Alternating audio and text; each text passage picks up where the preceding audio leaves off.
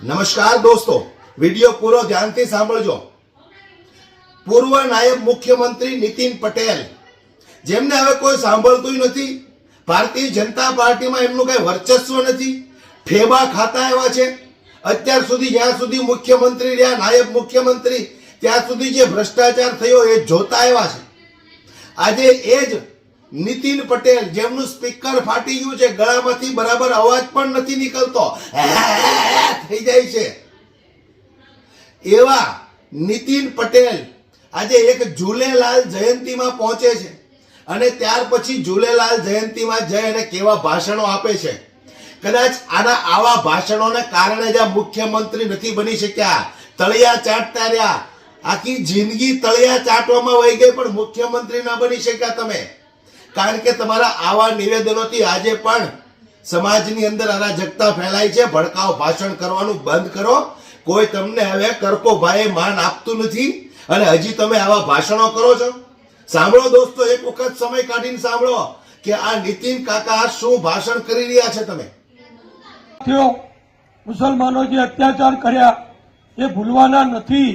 હજુ પણ તમે જુઓ, રહી અને મુસલમાનોનું ભૂત ગમે ત્યાં ધૂણે છે। આપણા અનેક મંદિરો, પછી ઉત્તર પ્રદેશમાં હોય કે બીજા બધા હોય, મુસલમાનોએ તોડી કબજા લઈ અને મસ્જિદો બનાવી દીધી છે।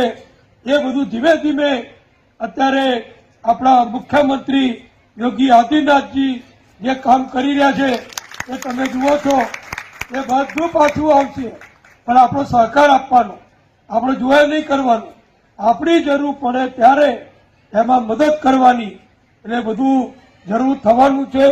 આ જુઓ તમે, ઔરંગઝેબનું પાછું ભૂત એ ધૂણ્યું છે।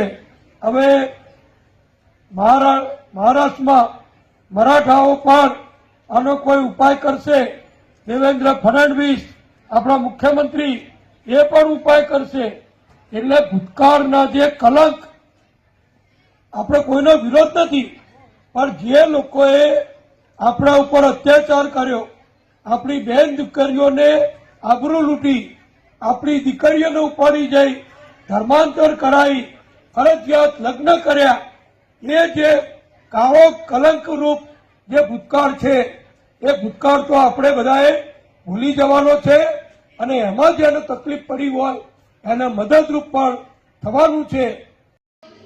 તો હવે હું પૂછવા માંગુ છું નીતિન કાકાને કે આ નરેન્દ્ર મોદીએ ઈદના દિવસે મુસ્લિમ સમાજને આટલી બધી બધાઈ આપી, મીઠાઈઓ આપી, ખાંડ આપી, સેવૈયા આપી, કપડા આપ્યા, દૂધ આપ્યું, તો ન્યા તમારે એકાદ સવાલ કરવો હતો નરેન્દ્ર મોદીને કે આ તો એ મુસલમાનો છે જે આપણા ઉપર અત્યાચારો કરે છે, એને શું કામ ને તમે બધું આવું આપો છો નરેન્દ્રભાઈ? ન્યા કેમ તમારા મોઢામાં દહીં જામી ગયું? આજે ઝૂલેલાલ જયંતીમાં જઈ અને ભડકાઉ ભાષણ કરો છો કે આ મુસલમાનો આપણા ઉપર અત્યાચાર કરે છે। શું તમારા ઉપર અત્યાચાર કર્યો?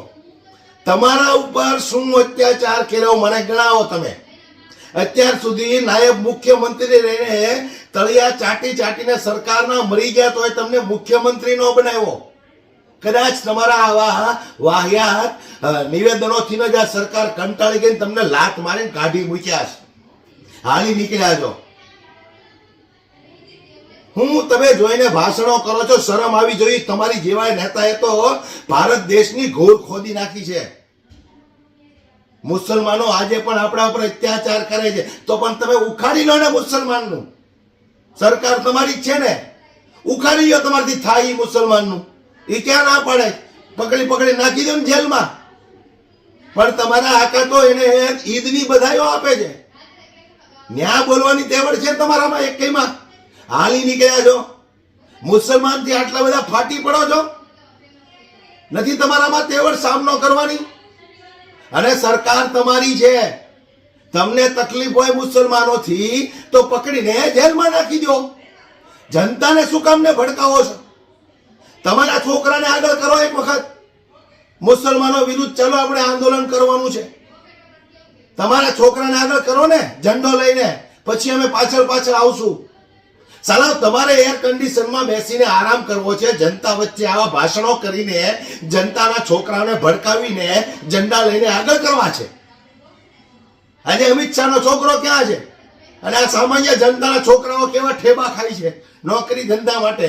સાલા 30 વર્ષ ગુજરાતમાં રાજ કર્યું, કોઈને સારી નોકરી તો આપી ન શક્યા તમે લોકો, અને આવા ભડકાઉ ભાષણ કરીને લોકોને ઉપસાવવાની કોશિશ કરો છો. શરમ આવી જોઈએ, ડૂબીને મરી જવાય તમારા લોકોને. તો હાલી નીકળ્યા છો. મુસલમાનોએ આપણા પર અત્યાચાર કર્યો તો સરકાર તમારી છે, ઉખાડી લો, તમારથી થાય છે.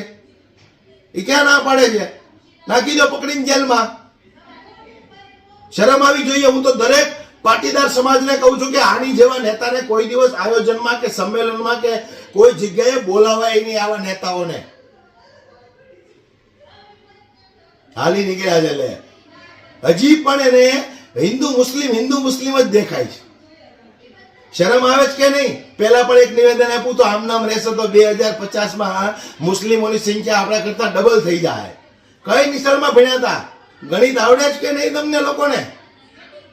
આવા વાહિયાત નિવેદનો આપતા પહેલા 100 વખત વિચાર કરો. હાલી નીકળ્યા છો તે. વિડીયોને વધુમાં વધુ શેર કરો. દરેક લોકોને હું તો કહું છું જાગૃત બનજો. બાકી આ લોકોને કાંઈ કોઈ જનતાની પડી નથી. તમને મુસલમાનથી ફાટી પડી તો પકડી નાખી દો જેલમાં. અમને કાંઈ તકલીફ નથી મુસલમાનોથી કે દલિતોથી કે આદિવાસીથી કે કોઈ સમાજથી કે કોઈ ધર્મના લોકોથી. તમને ફાટી પડતી હોય તો પકડી નાખી દો જેલમાં. એક તરફ નરેન્દ્ર મોદી બધાને ગળે મળે, મીઠાઈઓ હોય છે, અને બીજી તરફ આ ફાટેલા સ્પીકર જેવા અવાજે મુસલમાનો આપણને લોકોને આમ કરશે તેમ કરશે. હાલી હું નીકળ્યા છો? કામ ધંધો છે કે નહીં તમારે લોકોને? નો કામ ધંધો હોય તો ગામડે જઈને ખેતી કરો. જનતાની પત્તર ઠોકવાનું બંધ કરો.